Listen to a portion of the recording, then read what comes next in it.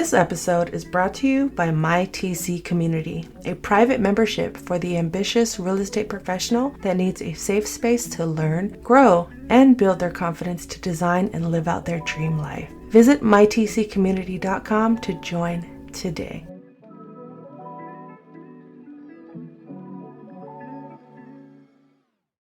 Welcome back to the Transaction Care Podcast. My name is Lillian Hernandez, but you can call me Lilly, like the flower, because we are learning and growing together. And this is episode number 33. New episodes are released every Monday, so make sure you head to transactioncarepodcast.com to stream old episodes, as well as join my TC Weekly newsletter. Let's get into it. In today's episode, we're talking about self-care. I titled it, Care for Yourself, Care for Your Wealth. If you listen to the show, you know that's typically how I close out every episode. But today, I wanted to bring it to the forefront. Self-care. 3 key points I want to touch on in this episode go as follows. Day in the life, rituals, routines, the good, the consistent, as well as the chaotic works in progress. And I will answer the question I love asking my guests: how do you care for yourself outside of work? And of course, as I'm talking about these matters, start checking in with yourself. Are you on track? Are you on your track? Do you even want to be on track? We are out here reframing our minds, reprogramming, redefining the quote unquote norms on our terms. And on that note, finally, I want to talk about how having a budget does not mean you're broke. So before we take a deep dive into today's discussion, coming up, August, Tashina Pine interview, Sam Hayes, Michelle Martinez, Allison Couric, so much more. August is going to be jam-packed. So make sure you are subscribed and following the Transaction Care Podcast so you know exactly when new episodes drop, and these interviews are live, because when I say, what is bigger than a masterclass? Whatever that is, that's what these interviews involved. It was just so much fun. I enjoyed talking to each and every one of them, and I learned so much, and I feel like you are going to leave every episode just uplifted, inspired, encouraged, all of the above. So, Transaction Care Podcast, make sure you are subscribed, and you might as well binge some previous episodes. We're only on episode 33. You still have time to catch up, guys. And the best way to get in contact with me is to join my free TC Weekly newsletter. Just go to transactioncare.com, enter your name and email, and then bam, you'll be a part of my TC Weekly newsletter. It's that simple. But my people within the community also get discounts, deals, announcements before it goes public here on the podcast or on YouTube or social media. We work together. If they have questions, we set up meetings. It's amazing. So, my TC Weekly newsletter, join. You don't want to miss out. And did you know I have a YouTube channel? For those that may have found me from YouTube, I am finally uploading video content for the Transaction Care Podcast onto YouTube. Full episodes with videos, so you get to see the faces of the guests that I've interviewed as well as mine. If you haven't already seen it on my YouTube, go subscribe at Transaction Care. And exclusive, I will be creating a separate channel for the podcast, exclusively just for clips and shorts. That's it. So stay tuned for that next announcement as well when that goes live. My TC community is live, and I will be releasing my TC launch program soon. You have to be either a part of my TC Weekly newsletter or already a paid member in my TC community to know exactly when that is dropping, because I'm going to be giving you the keys, I'm going to be giving you blueprints, and providing you with the 2 decades worth of experience that I have that has allowed me to press forward in this industry and maintain, whether it was the busy season, the slow season. It's all about staying ready so you don't have to get ready. So make sure you head to mytccommunity.com. And the platform also includes monthly calendar access to book one-on-one sessions with me directly. There's nowhere else you can book time with me at this point, only through my TC community. So whether you just want one-on-one training or you want step-by-step courses or trainings. It's all there for you to access 24/7. I mean, full transparency, you can't access me directly 24/7, but like I said, you will see my calendar within the platform. So let's talk about it, people. Self-care. What does that look like for you? Let me know. Send me a DM, comment. Also, leave a rating for the show. I would truly appreciate that. But self-care, let's talk about it. It can be a very broad topic because there can be different subcategories within this topic. For me, I'm going to talk about mostly what my day in the life consists of, how I'm caring for myself outside of the big projects like business and work and, things of that nature. And money. Let's talk about it because money is, whether we want to admit it or not, it's important. We need it. It can get the best of us. It could be the best of us. Wherever you stand with money and your relationship with it, let's talk about it. Because I'm reading this amazing book, I Will Teach You How to Be Rich. And this is no ad. I'm not promoting it. I'm not forcing you to read it. But I'm also not saying you shouldn't read it. Especially if you are in a place in your life where you just need to get back to the fundamentals. But we'll get into that later. I want to talk about day in life, my rituals, my routines, the good and consistent, the chaotic works in progress. So how do I start my day? So I have my non-negotiables that no matter what time I wake up throughout the day, I have to do these before I do anything. Otherwise, I've noticed the days that I've skipped all of this, I am just not myself. I feel imbalanced, and what that entails for me. And I've adjusted this to my needs and my lifestyle over the years. But basically, I always wake up with gratitude. I thank God for a new day, for the opportunity. I think starting your day off with gratitude is one of the best ways you could start the day, because if you know the rest of your day or week or month is going to be overwhelming or chaotic and you feel like things are out of control, take time each day, whether it's 10 seconds, 10 minutes, an hour, to start just listing all the things you're grateful for. Grateful for your voice, grateful for each breath, every time you blink, every sound that you hear, for the blankets that are covering you. It could be just down to the simplest things, to the hair on top of your head. Just, if you're struggling out there, I have found that just being grateful every single morning helps me to just start my day on a stronger foundation versus just jumping out of bed and going to do things that are, other people are telling me to do, or that is going to distract me from who I am and what the things I need to process and feel. So after I kind of wake up, get the crust out of my eyes and freshen up, I lead with gratitude. I try not to touch my phone, but in the event that I do reach for my phone, I'm not getting on social media. I'm not checking my bank accounts quite yet, but I am looking for the apps that give me guidance or just provide me some ease into my day. And for me, I like to just read the Bible verse of the day. I'm not a big Bible reader, but it does help to get a different perspective of how to go about my day. And I read the daily Bible verse, then I read like a devotional online. It's like a daily devotional website. And then after that, I like to read from a daily devotional book I got from an elephant exchange for Christmas one day. I knew no one else wanted it, so I just kind of bit the bullet and was like, okay, I'll take it so other people can have quote unquote fun gifts. But in actuality, there are no mistakes. It was meant for me, and I'm glad I grabbed it as a gift. But I like to do all of that, honestly, before I even look at an email, before I leave my house, and then after I kind of do that to set the tone, I then go into journaling, reading, meditation. Now, the three of these things, if I can get them all done within one morning, it's honestly just so much better for my mental health.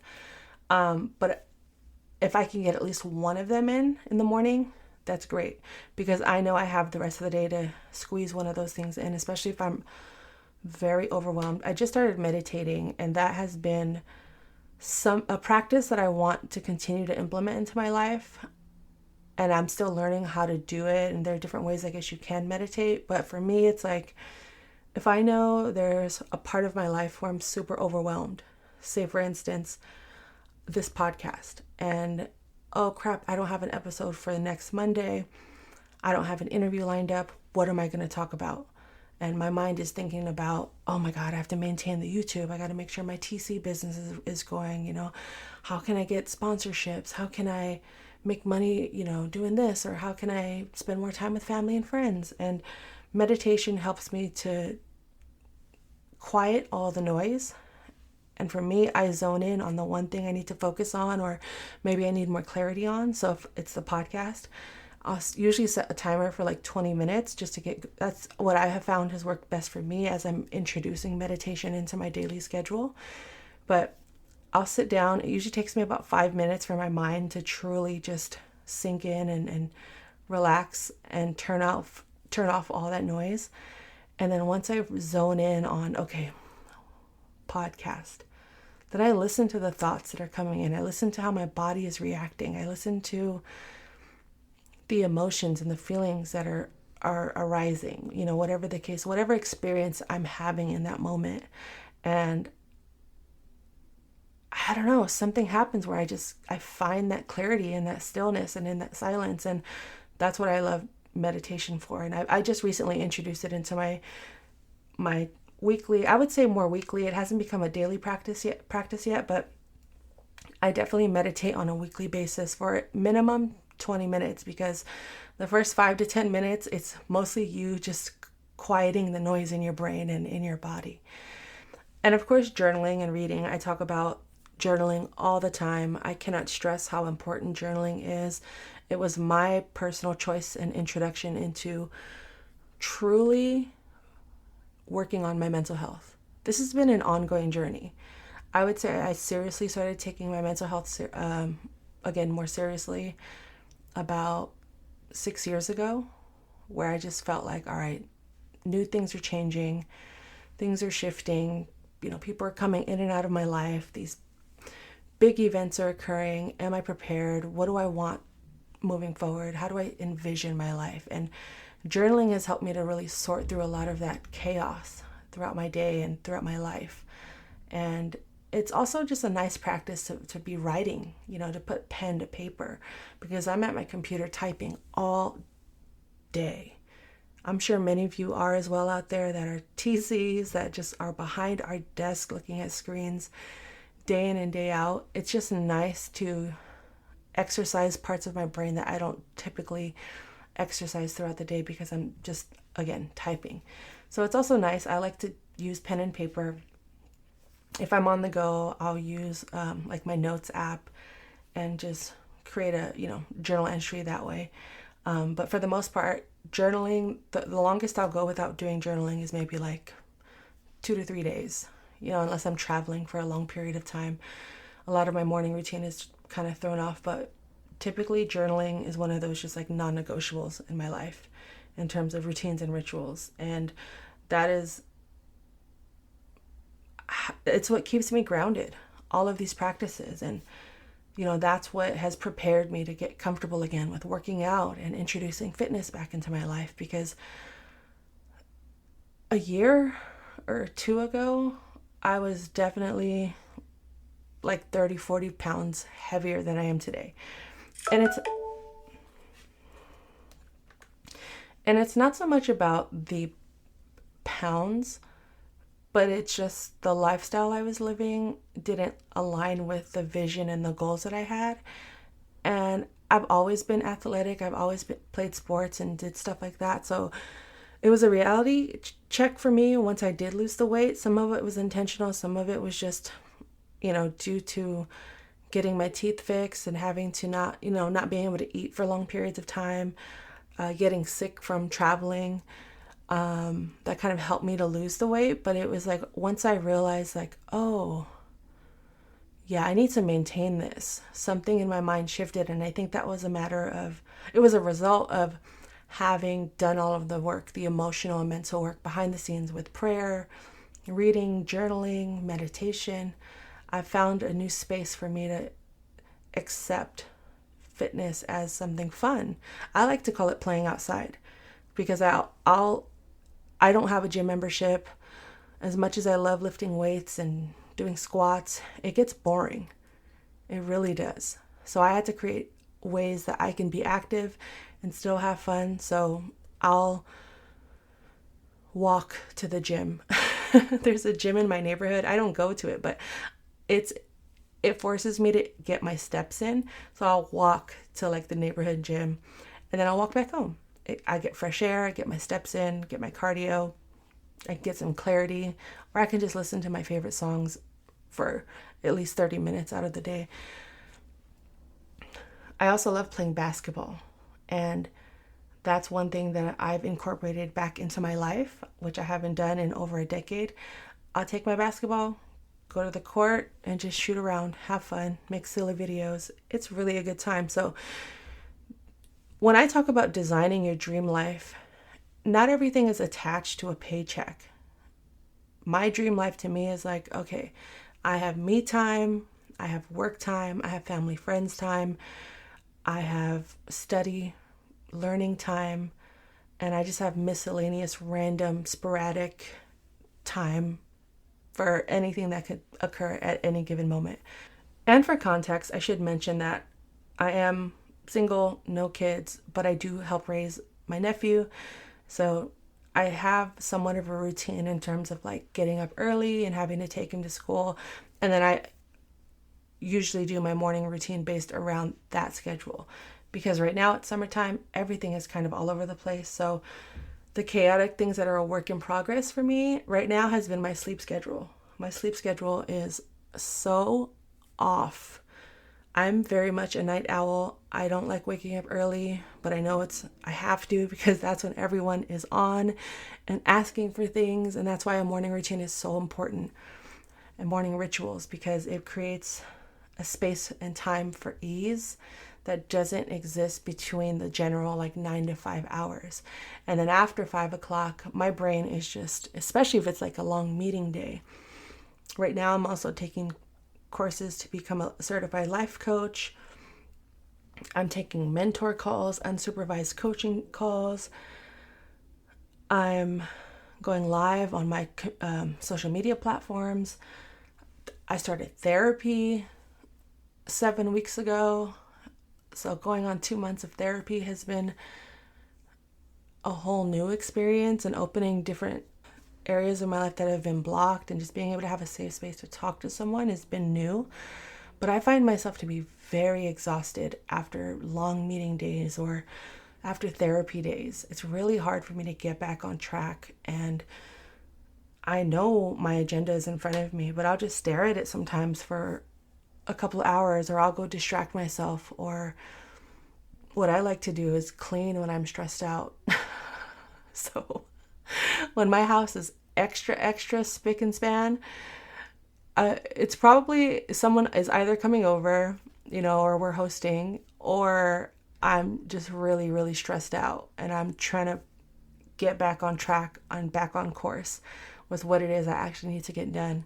And again, that's something I learned through therapy. So definitely another thing I like to incorporate into my day in life is coaching and therapy that coincide with the journaling and all the mental health and reading aspects of my life. But having worked with a coach and a therapist at the same time has been so impactful in the best ways possible. I can't even express the benefits both have had in my life. But also, you need to be ready to do the work, because therapy isn't the answer.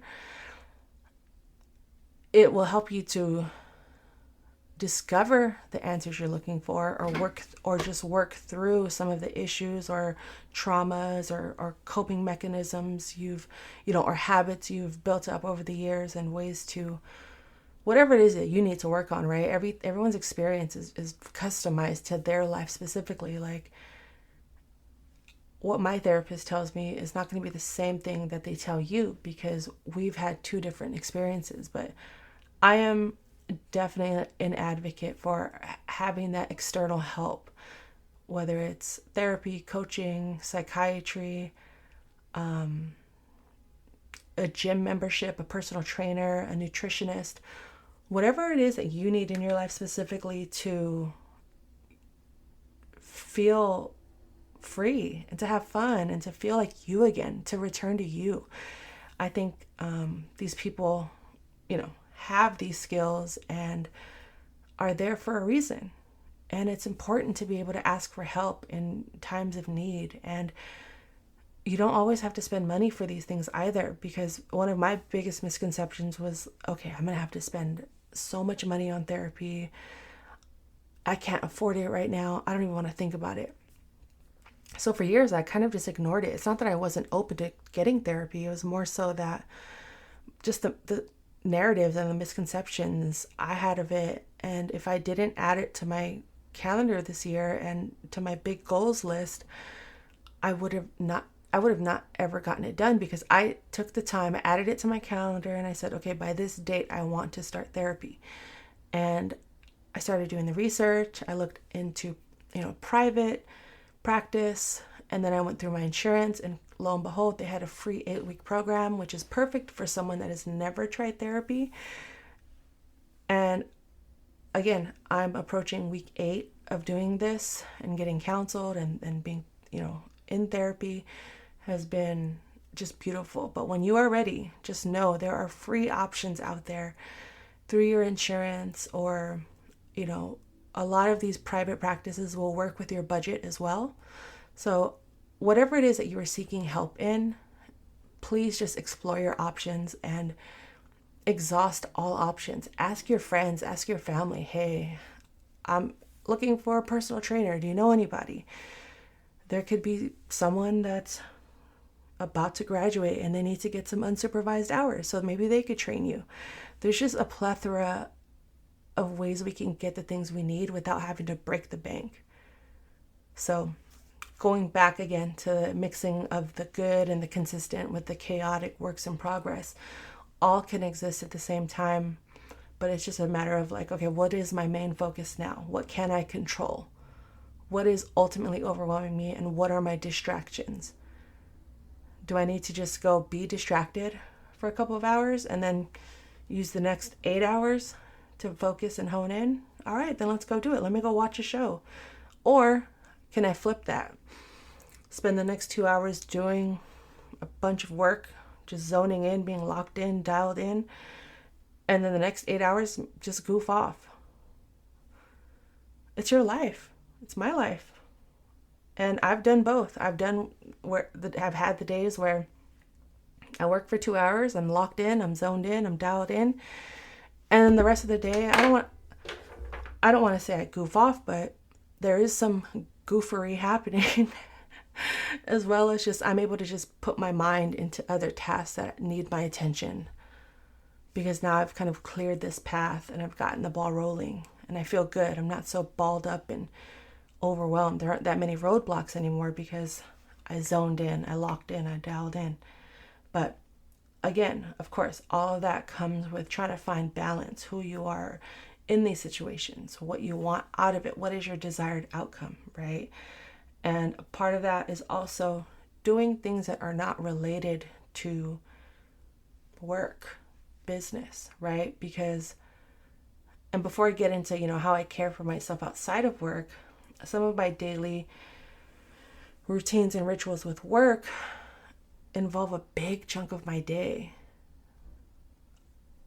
I know I gave up my 9 to 5, but I really do work for many hours of the day. And I know there's areas I can improve in. I could hire help. I could stop making excuses. Oh, it's not in the budget, much like with therapy. Okay, let's just take an hour out of our day, out of our schedule, and really figure this out. There's apps like Fiverr, Upwork. I could probably put out a Facebook post in the groups or on my feed and just ask for help. I used to be afraid to ask for help. Even with family and friends, people that I love and super close with. It took a lot for me to just admit I was in need. And I couldn't believe how long I'd gone with that mentality, right? So, with that said, actually, I'm going to put this out there. I think I'm going to need help with my podcast pretty soon. Either in the social media posting or editing. I know these are two completely different jobs, but who knows? You never know who's listening and who's willing to help me in this journey. So reach out if that is you or if you know somebody. Let's talk. I need help. I need help in a lot of areas, but for the most part, I'm doing well and I'm maintaining, and I'm just becoming more aware of where I am forcing things or where I'm holding on too tight to the outcome and not being as agile or flexible in the way God and the universe operates, right?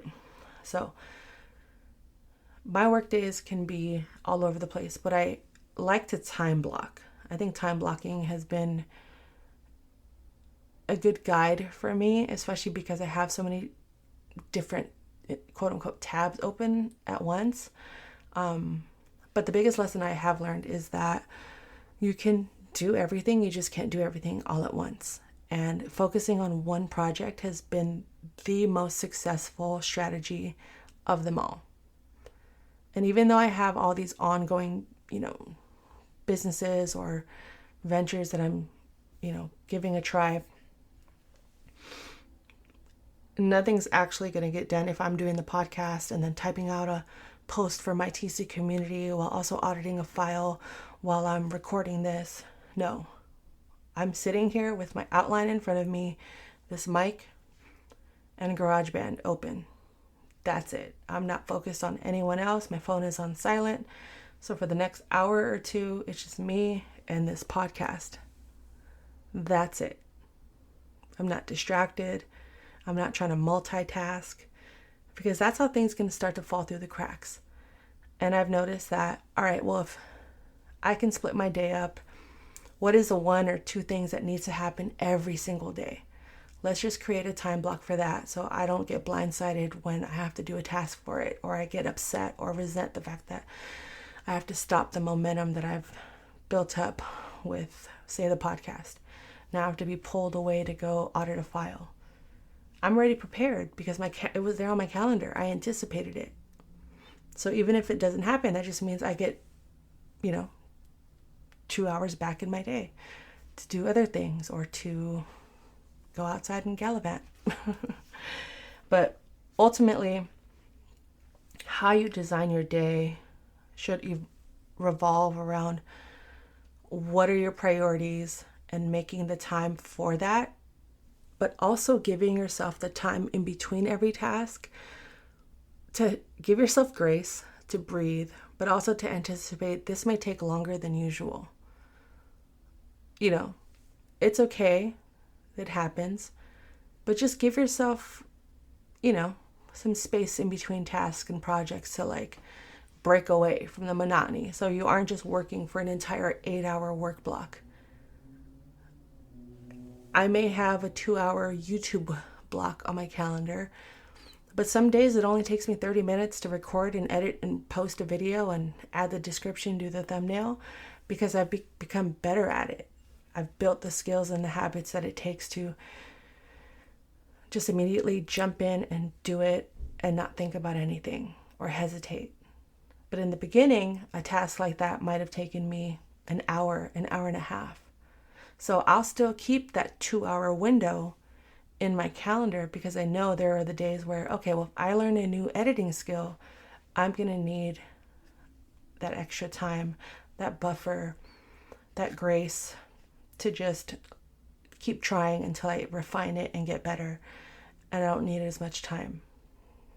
And I will admit, again, there have been days where I don't want to do anything, especially when it's about to be that time of the month. We all know that those that get periods our emotions fluctuate. My energy fluctuates. my weight fluctuates. So I'm going through a lot outside of having to maintain all these calendars and these tasks and these recurring tasks, these random tasks, and everything. It just feels overwhelming sometimes. So I like to make a note for around the third week, or the week before my cycle. Okay, don't put so much on the calendar that month. Where can we do some bulk tasks? Where can we habit stack, right? To kind of front load maybe the top of the month. Then the third week, I can just kind of coast.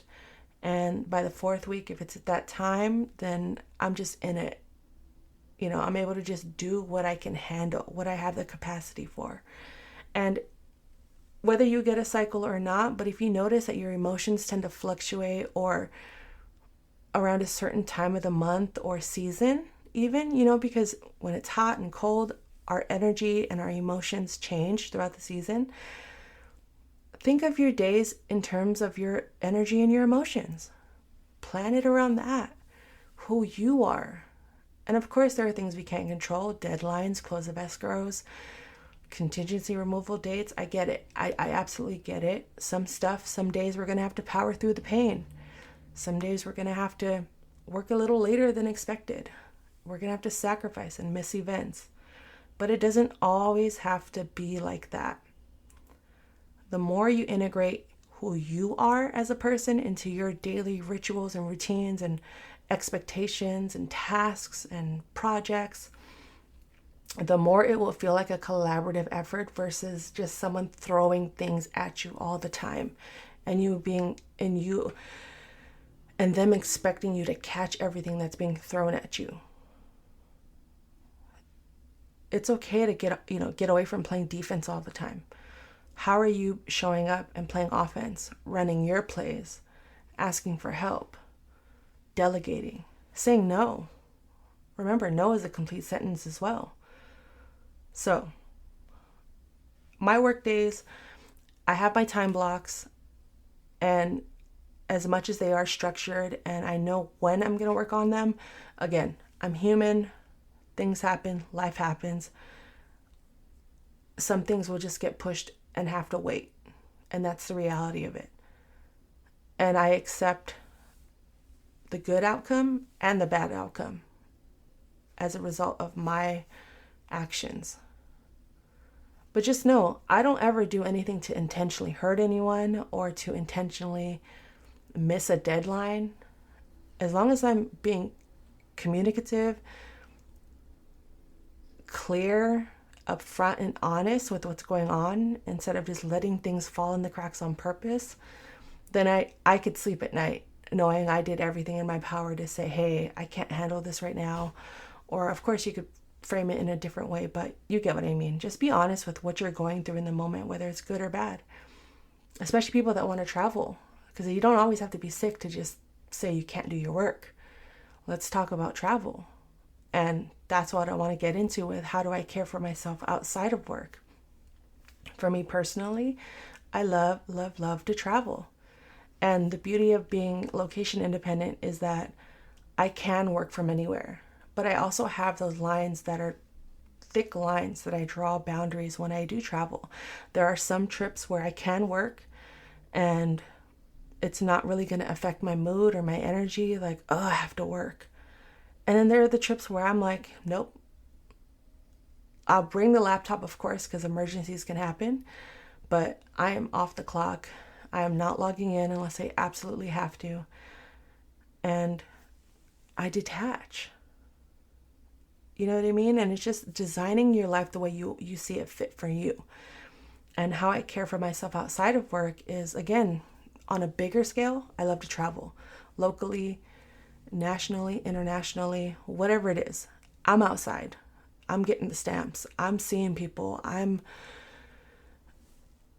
traveling. I love it. I love it. You may not see a lot of it because I just do it. If it's in the budget, I make it happen. You know, again, I am very fortunate. I have people that work in the travel industry, that work in the hotel industry, and I've been able to just take advantage of those opportunities, you know, to all of our benefit. because we need to spend our time outside of work enjoying it, and it may not look like traveling. It can be going to a concert or having drinks with your best friend or meeting new people, making new friends, taking naps, right? Let's not forget, naps are important. Getting a good amount of sleep is important to truly caring for yourself and your wealth, because exhaustion can just wipe all this away if you are not fully you at present and able to make decisions with clarity and with awareness. So how you care for yourself outside of work is just as important as how you take care of the work that is occurring during those hours. So think of things you love and how it aligns with your spirit and your energy and your personality. Do you have hobbies? Do you like watching old music videos on YouTube, right? I love watching old interviews from back in the day. I love watching vlogs. When I'm not traveling, I'm watching other people travel on YouTube. Like, for real. Because then I can get a different perspective of the world without even having to leave my home. And then that inspires something in me to want to go visit that place. Or if I know someone going to that place, I can say, hey, go watch this video. So-and-so went to go visit them and this is what they did. So it's like, whatever you enjoy, take the time outside of work to experience those joys just as frequently as you do the work. It will make a difference in the quality of your life. Always keep that in mind. It's just how I care for myself outside of work is rooted in the quality, not the quantity. I could spend 5 minutes with my niece and be charged and my cup is full, overflowing for a week. Of course, I'd love more time, but I'm just saying, it's like those 5 minutes alone impact me because there's just so much love and joy involved in that experience that I just needed that 5 minutes with her and I'm good. Or maybe I need that 5 days of a vacation. You have the power to design how you want to care for yourself outside of work and to do it. And it doesn't have to look the same every single week or every single day. It could be quarterly. It could be monthly. But as long as you are intentional about how you're caring for yourself outside of work, I feel like your confidence will be, improved. How you look at yourself, your goals will more likely be accomplished. You'll feel more inclined to take risks. I mean, there's just a lot of benefits of actually taking time to care for yourself outside of work. And there are, again, use up the free options and the paid options, whatever works best for you. Because this goes into my next topic, which is a budget does not mean you're broke. So I realized this maybe a year ago.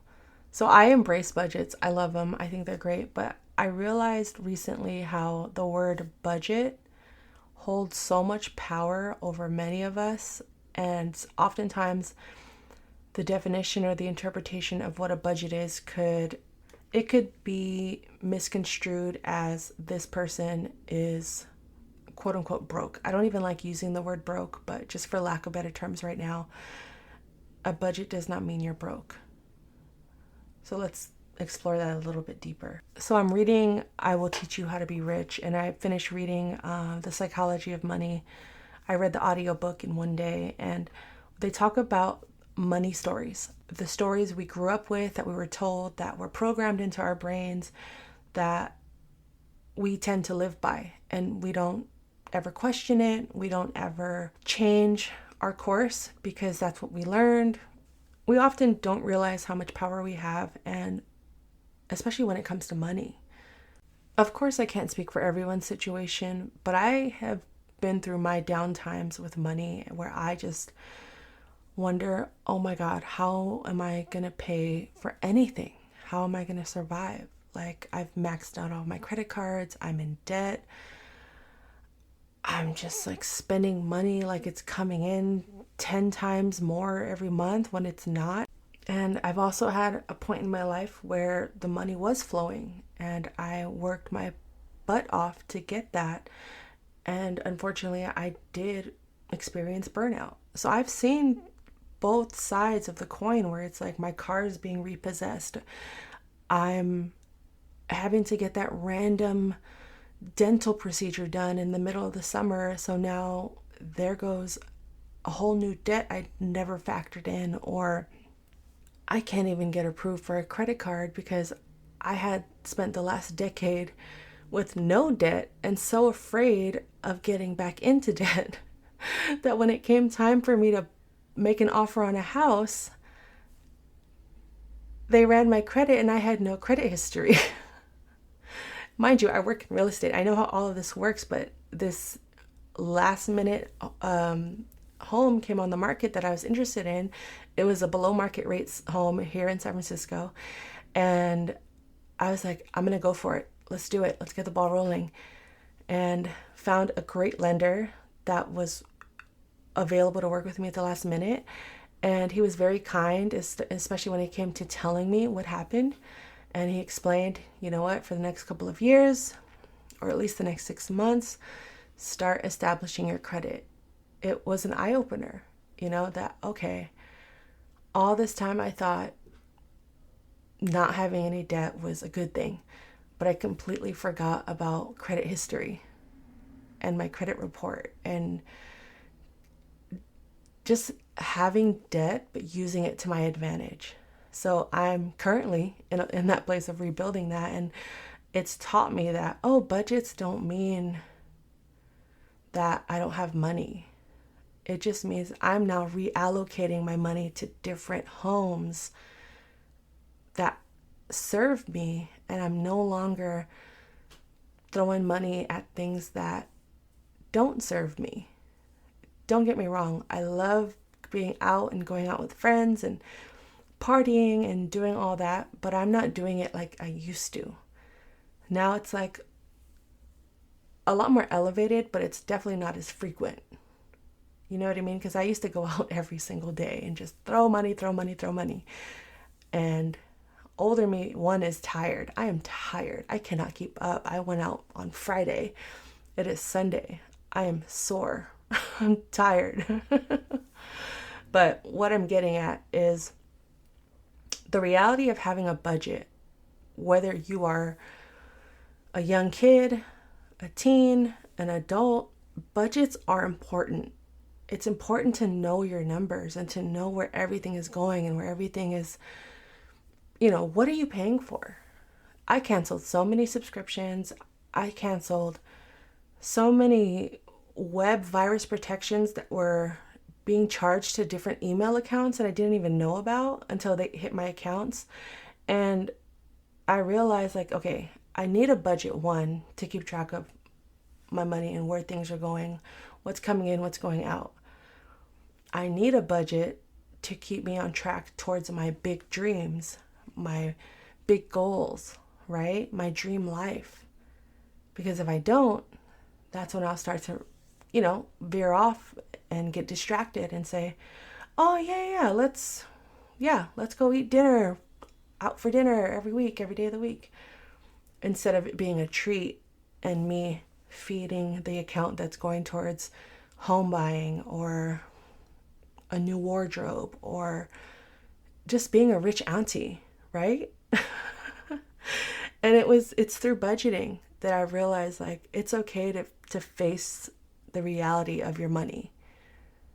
It's okay. As scary as it is, it actually empowers you to know where your numbers are and to know what the psychology of money, how it's impacting you.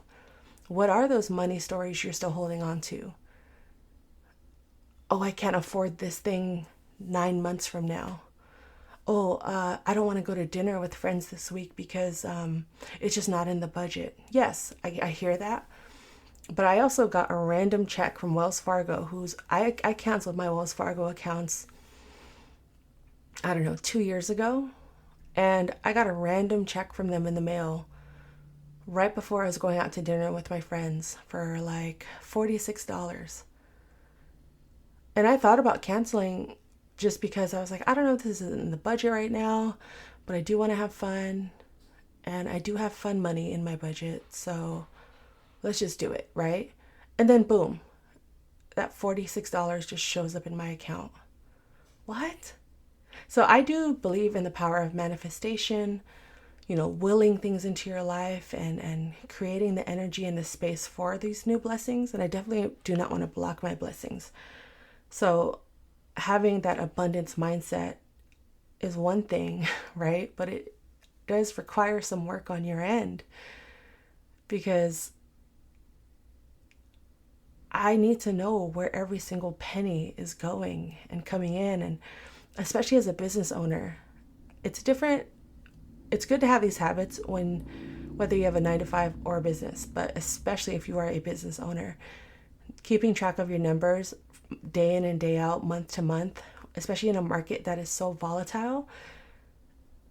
I needed to build the habits of having a budget and being comfortable with a budget and saying that I have a budget, or something is or is not in the budget. Because having those bigger dreams and those bigger goals empowers me to say no to something that maybe isn't as important right now or isn't as fun for me right now. And I feel like I'm kind of I'm veering off into different tangents, but overall, how I budget my money and how I spend my money is all to serve me ultimately, and my goals and my dreams. And that can include also just how you give back to other people, how you want to help other people. But if you're someone that struggles with budgeting or maintaining your money or earning more income, it's important to tap into, who you are and in relation to certain words that you hear. You don't even have to call it a budget. You could name it something else. Have fun with it. Have fun with your relationship and how you're rebuilding that relationship with money. It doesn't have to be serious. You don't have to follow any one person's guideline or rules, but just make sure you are taking the time out to understand, oh, this is how I got here. I no longer want to stay here. How can I get out of it? There's a snowball method. There's the avalanche method. What does your rich life look like? It could mean you just want to spend more time with family, or you want to travel the world. Get specific. Again, I'm going to reference the I Will Teach You How to Be Rich book.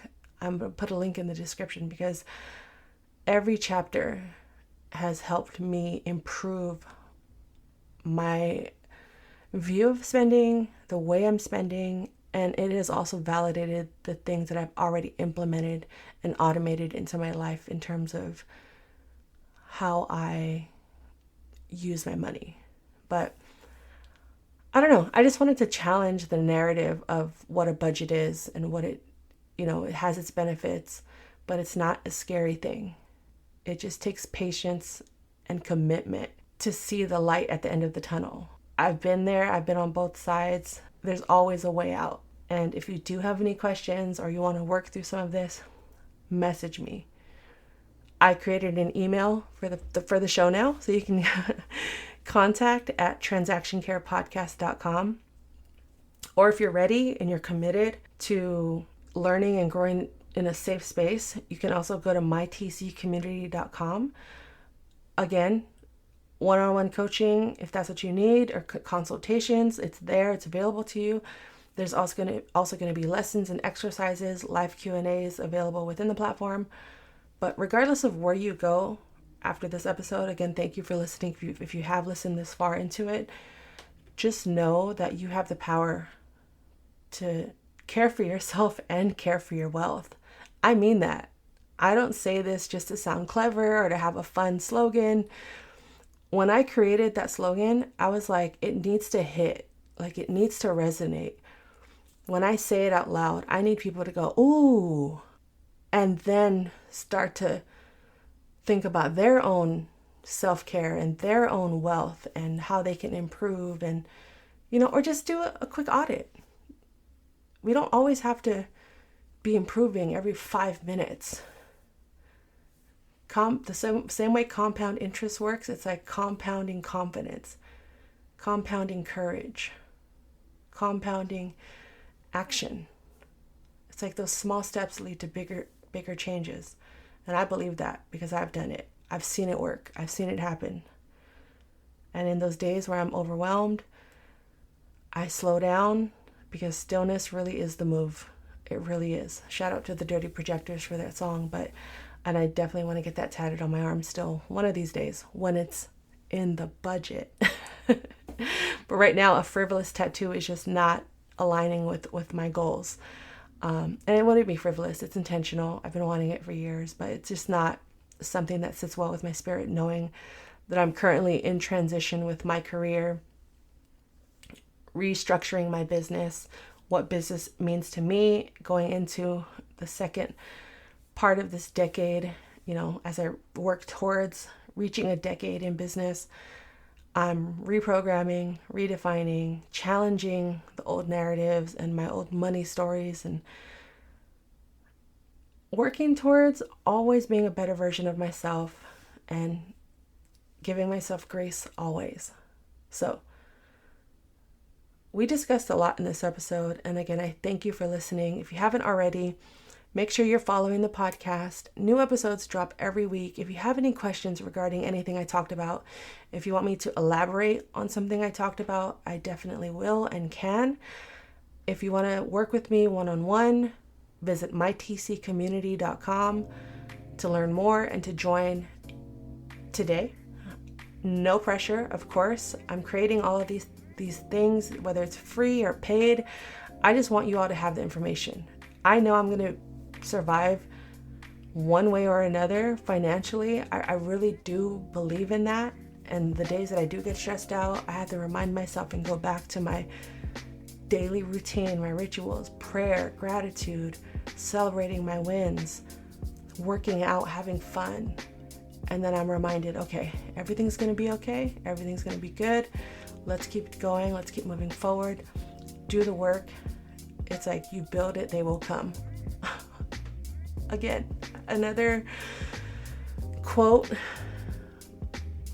but I live by these things, and I appreciate each and every one of you for listening. New episodes are released every Monday. Visit transactioncarepodcast.com to know exactly when new episodes drop and to stream old episodes as well. Again, I created an email for the show, contact@transactioncarepodcast.com.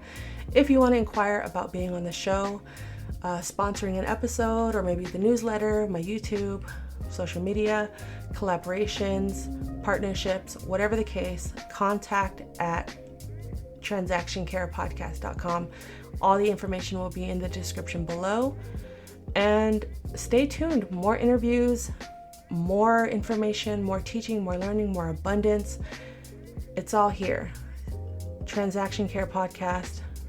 Transaction Care Podcast. Transaction Care. Transaction Care. Transaction Care. Thank you all for listening. This has been another episode of the Transaction Care Podcast. My name is Lillian Hernandez, but you can call me Lily, like the flower, because we are learning and growing together. I'm giving you the keys. There are no gatekeepers here. Care for yourself. Care for your wealth. Your time is worth it. Let's coordinate. Talk soon.